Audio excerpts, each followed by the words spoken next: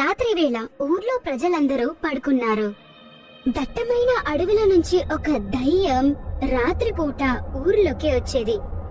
ఆ దయ్యం చూడ్డానికి చాలా భయంకరంగా ఉండేది.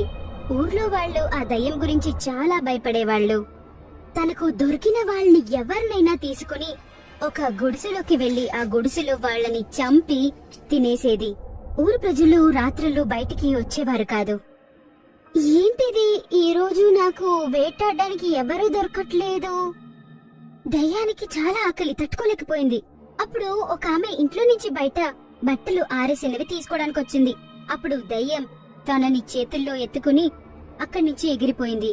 ఇంకోవైపు ఘోరమైన ఇంకొక దయ్యం తన రూపం మార్చుకుని ఇంకో మనిషి రూపంలోకి వచ్చాడు. ఊర్లో తన కోసం ఒక పెళ్లి కూతుర్ని వెతుక్కుని వచ్చాడు. ఎన్ని ఊర్లు వెతికినా తనకు ఒక పెళ్లి కూతురు దొరకనే లేదు. ఈసారి ఎలాగైనా పట్టాలి అని డిసైడ్ చేసి వచ్చాడు. ఈ రోజు నేను ఎలాగైనా అమ్మాయిని వెతుక్కుంటాను, లేదంటే ఎవరో ఒక స్త్రీనైనా ఎత్తుకెళ్లిపోతా. అలా ఆలోచించుకుని తను ఆ ఊర్లోకి వెళ్ళాడు. వెళ్తూ ఉన్నప్పుడు తను ఒక భయంకరమైన దయ్యాన్ని చూశాడు. ఆ దయ్యం అక్కడే ఉన్న ఒక ఆమె బట్టలు తీసుకుంటుంటే ఆమెను తన చేతుల్లోనే తీసుకుని అక్కడి నుంచి ఎగిరిపోతుంది. దీన్నంతా తను చూస్తూ ఉన్నాడు. నాకు తెలిసి ఈ ప్రపంచంలో నేనే అత్యంత చెడ్డవాడిని, కానీ ఈమె చూస్తే నాకంటే ఎక్కువగా ఉంది. ఆ స్త్రీని ఎక్కడికి తీసుకెళ్తుంది, ఇది నేను తెలుసుకోవాలి. వాడు కూడా దయ్యం వెనకాల వెళ్తూ ఉంటాడు. ఒక పాడైపోయిన గుడిసెలోకి ఆమెను తీసుకెళ్తుంది. తను చూస్తాడు, తను ఆమెను తినేస్తూ ఉంటుంది.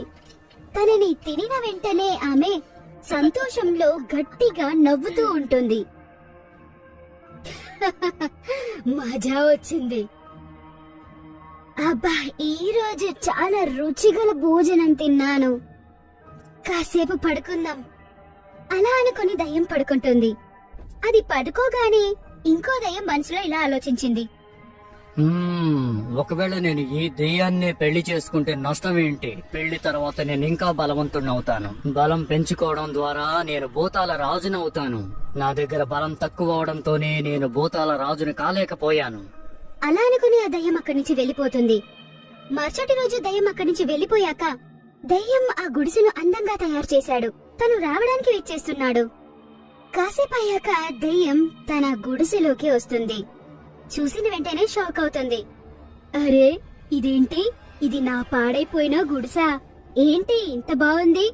నమ్మలేకపోతున్నాను. ఎవరిలా చేశారు? అదంతా వినిన వెంటనే ఆ దయ్యం ఒక మనిషి రూపంలోకి మారి తన ముందరికి వెళ్తాడు. వెళ్లి ఇదంతా తనే చేశాడన్న విషయం చెప్తాడు. ఈ మొత్తం ఏర్పాట్లు నేనే చేశాను. నువ్వు చాలా అందగత్తివి. నేనెప్పుడైతే నిన్ను చూశానో అప్పటి నుంచి పెళ్లి చేసుకోవాలనుకుంటున్నా. నువ్వు నన్ను చేసుకుంటావా? తను మనిషిగా మారిన దయ్యాన్ని చూస్తూ ఇలా అంటుంది. ఏంటి, ఇవన్నీ నువ్వు నా కోసం చేశావా? నమ్మలేకపోతున్నా. నిజంగా నువ్వు నన్ను పెళ్లి చేసుకుంటావా? ఖచ్చితంగా నిజం. నేను నిన్ను పెళ్లి చేసుకుంటాను. నాకు కూడా నువ్వంటే ఇష్టమే. నేను నిన్ను పెళ్లి చేసుకుంటాను, సరేనా? ఇద్దరు పెళ్లి చేసుకోవడానికి రెడీ అయిపోతారు. పెళ్లి కూడా రాత్రి వేళ పెట్టుకున్నారు. అదొక దయ్యమని ఎవ్వరికీ తెలియలేదు. వాడు కూడా తన నకలి దయ్యాల్ని తీసుకుని పెళ్లికి మనిషి రూపంలో మారి వచ్చాడు. ఫైనలీ అక్కడ పెళ్లి కూడా జరిగిపోయింది. దయ్యం మామని వాడింటికి తీసుకెళ్ళింది.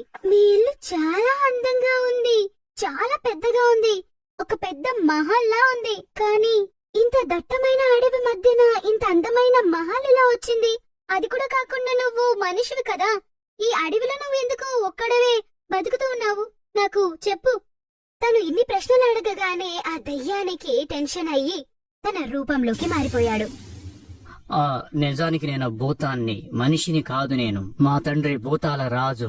కొన్ని కుట్రల వల్ల ఆయన చంపబడ్డాడు. నేను కూడా ఆయనలాగా భూతాల రాజు కావాలనుకుంటున్నా. నా దగ్గర ఎటువంటి శక్తి లేదు. అందువల్ల నన్ను ఎవరూ భూతాల రాజు కానివ్వలేదు. దీని కారణంగానే నేను నిన్ను పెళ్లి చేసుకోవాలనుకున్నాను. ఏం చేస్తున్నావు? నువ్వు నన్ను ప్రేమించి పెళ్లి చేసుకున్నావనుకున్నా. నేను నిన్ను చాలా ప్రేమించాను. నువ్వు నా భర్తవని అనుకున్నాను. కానీ నీ స్వార్థం కోసం నువ్వు నన్ను మోసం చేసి ఇలా ఉపయోగించుకున్నావా? అప్పుడు ఆ దయ్యం యొక్క భర్తని చంపడానికి వేరే దయ్యాలు కాచుకు కూర్చున్నాయి. ఆగు, నువ్వు నన్ను అలా వదిలి వెళ్ళిపోకు. నేను నీ భర్తని. వీళ్ళంతా నన్ను చంపేస్తారు. మా నాన్న చంపినట్టే. నాతో పాటుండు ప్లీజ్. ఒక నమ్మకానికి నువ్వు అర్హుడు కాదు. నేనిక్కడి నుంచి వెళుతున్నాను. అలా అని తను అక్కడి నుంచి కోపంగా వెళ్ళిపోతుంది. అక్కడే ఉన్న వేరే దయ్యాలన్నీ వాడిని చంపుతూ ఉంటాయి. కాని తినుకు దాన్ని చూసి తట్టుకోలేకపోయింది. ఒకవేళ వీళ్ళందరూ తనని చంపేస్తే నేను విధవరాలనైపోతాను. నేను నా భర్తను కాపాడుకోవాలి.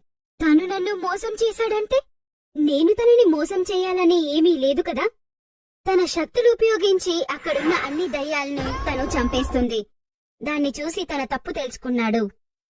నన్ను క్షమించు. నేను నీకు చాలా పెద్ద తప్పు చేశాను. కానీ నేనిప్పుడు నిన్ను నిజంగా ప్రేమిస్తున్నా. నన్ను వదిలి వెళ్ళిపోకు. తను చెప్పిందంతా విని దయ్యానికి వాడి మీద దయ కలుగుతుంది. అప్పుడే ఒక వయసైన దయ్యం అక్కడికొచ్చింది. ఈ రోజు నువ్వు చేసిన పనికి నువ్వు శాప విముక్తురాలువయ్యావు. నువ్వొక అందమైన అమ్మాయివి, కాని పొగురుబోతు. మా దయ్యాలని నువ్వు ఎప్పుడూ ఆట పట్టించేదానివి తెలుసా?